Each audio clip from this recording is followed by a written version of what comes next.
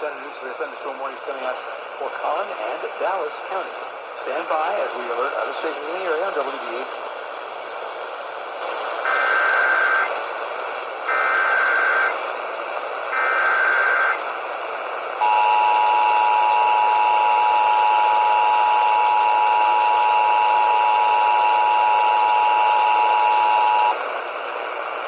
We interrupt programming as a request for the National Weather Service to activate the North Texas Emergency Alert System.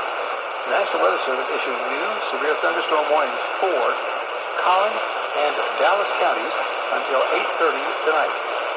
Severe thunderstorms are located over Richardson, moving east at 30 miles per hour. The storms may contain 60-mile-per-hour wind gusts and some quarter-sized hail. Once again, severe thunderstorm warnings until 8:30 for Collin and northeastern Dallas County for small hail, damaging winds, and extremely heavy rain. The heaviest cell right now is over the high